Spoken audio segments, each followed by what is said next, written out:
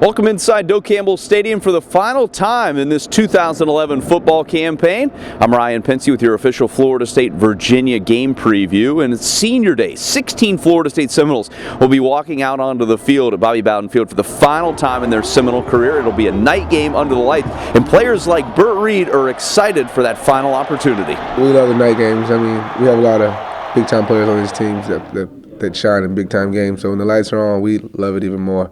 So look for some big plays and us getting after it, because I really like the way we play at night. It's just a feel. It's going to be a crazy atmosphere, I'm sure. Last week was a pretty good atmosphere, which was a huge game, and this one's another huge game for us. So pretty sure our crowd's going to be a big impact. It's definitely a game that, you obviously want those guys to go out there and play well. It being their last home game, it's kind of crazy that, guys I came in with, now it's their last home game.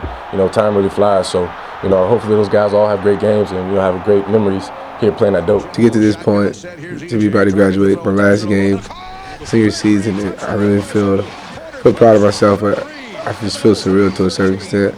And I think I learned so much while I was here. It's going to be a good day. It's going to be a great day. It's going to be a really great day.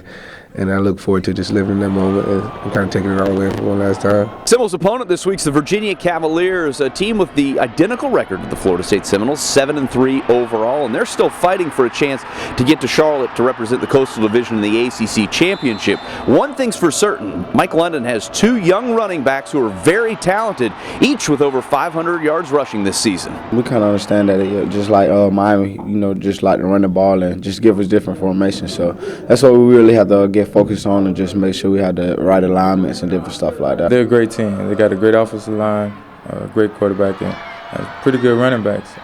Two pretty good running backs at that. So we pretty much have to stay aggressive as a defense, try to control the line of scrimmage and just make plays. The thing they did early in the season, if you look at their record, they won a lot of close games. You know what I mean? Won some close games, and what that does builds confidence, and they got that done. And he's got him playing very well. I mean, and has drastically turned them around. And even when we played them last year, you watched the game. I mean, they played very well. Missed a tackle here and there, and we were able to create a big play or two and got ahead and put some pressure on them and did some things. But you could tell they're a very well-coached football team a year ago. Virginia's a really good team, and they always, I think we have a lot of respect for them because of the way they play. They do things the right way on film. And so I really say that they're going to come in here and play as tough. They're playing for some big ACC, trying to get in there, so we know it's going to be a fight. For the Seminoles, it's an unfamiliar opponent, at least in recent years. The Virginia Cavaliers come into Doak Campbell Stadium. The Seminoles are undefeated at home against the Cavs. And for Mike London, the second-year coach at Virginia, he respects how talented this Seminole team is. They're playing with a tremendous amount of confidence, the way Florida State of old has played. I think that they've won some games here. The quarterback, E.J. Manuel, has been productive.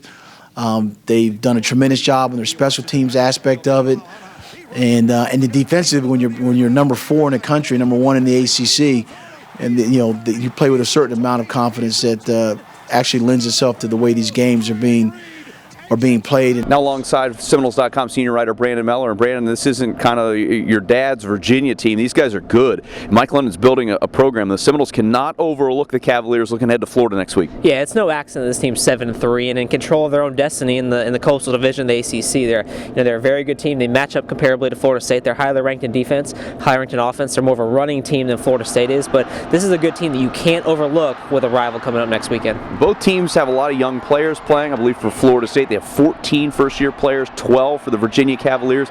This game may come down to emotions, and I say that because it's senior day, and how quickly can the guys kind of forget about the fact that it's their last game here and focus on beating the Cavs? Yeah, and that's the biggest thing, is you want to send the guys who have put in their 4 years, out with a bang. You want them to get this win against Virginia, and unlike years past, it's maybe not so much as a given. I mean, yes, Florida State has beaten this team 8 times in Doak Campbell Stadium, but this is a different Virginia team. Mike London is doing a fantastic job with this program, and they're only on their way up, and shoot, we could be seeing a potential matchup of ACC championships for years to come. Maybe the biggest thing for Virginia when you look at the scouting report, they're very much of a ground control team. They want to run the ball, and control the clock late in the game. For the Seminole defense, that means getting off the field. Yeah, it does, and for the second week in a row, Florida State sees a really good tailback. They saw Lamar Miller last week. They see Perry Jones this week, a guy who could eclipse 1,000 yards for the season this weekend with a big game. So Florida State will have its work cut out for them. The defense has done a really good job of stopping the run run, you got to sustain it this week as well. Make sure you tune into Seminoles.com after the game. You can read all of Brandon Meller's thoughts. You can also interact